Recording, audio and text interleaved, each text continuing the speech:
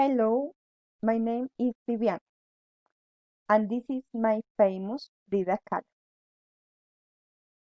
Frida Kahlo was a Mexican a painter. She was born in Mexico City in 1907.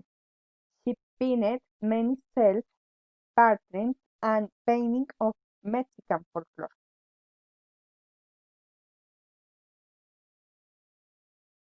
Frida went to the prestigious high school in Mexico City in 1922, and the time there didn't was many years at this school.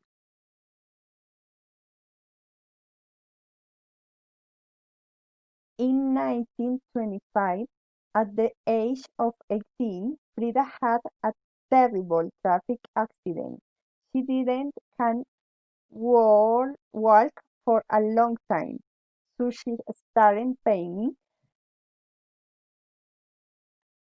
In 1829, she married the painter Diego Rivera.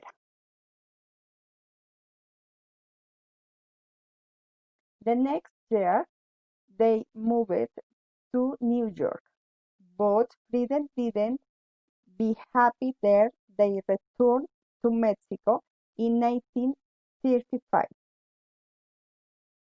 Frida won a National Art Prize in 1946, and she became famous in Mexico.